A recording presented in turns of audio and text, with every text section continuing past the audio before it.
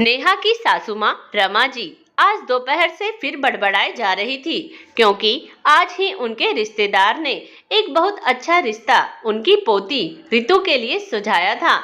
लेकिन उनकी बहू नेहा ने लड़के के बारे में जानना भी जरूरी नहीं समझा और साफ मना कर दिया कि पहले हमारी बेटी आत्मनिर्भर बनेगी और फिर उसकी शादी होगी। अपनी माँ की आवाज सुनकर रोहन थोड़ी देर पहले ही घर आया था। वो माँ के पास आकर बैठ गया। रमा जी ने कहा, तू अपनी पत्नी और बेटी को समझाता क्यों नहीं?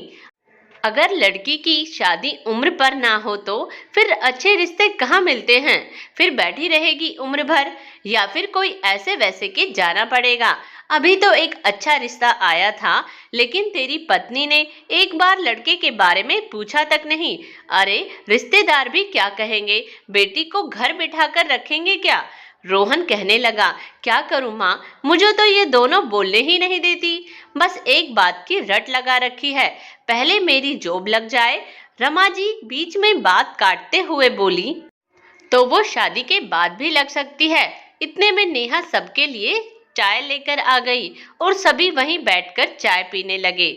माँ जी, शादी तो सबकी ही होनी है, पर सोचो कल को जो स्नेहा दीदी आपकी बेटी, उनकी कितनी चिंता है आपको। दीदी अगर खुद नौकरी करती तो उनको ससुराल में ये सब सहना ना पड़ता।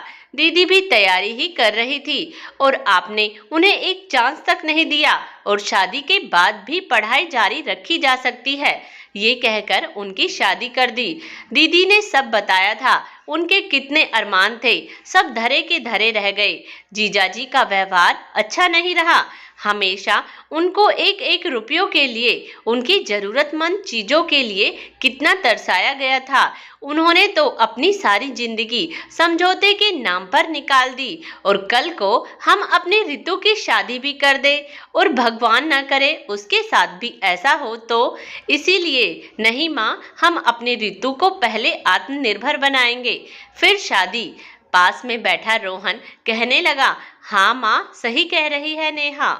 दीदी ने उस घर में जीजाजी के रहते कभी चैन की सांस नहीं ली थी, सारी जिंदगी दुख में बीती है। इसीलिए नेहा और रितु की बात आप मान लीजिए। स्नेहा दीदी के समय में इतना बड़ा नहीं था जो मैं अपनी राय रख सकूं, लेकिन मैं रितु को अपना पूरा साथ दूंगा।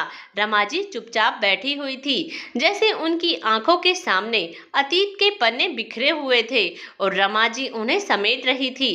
कहने लगी, ठीक है बहू, मैं भी नहीं चाहती कि अपनी रितु स्नेहा की तरह समझौता भरी जिंदगी जिए।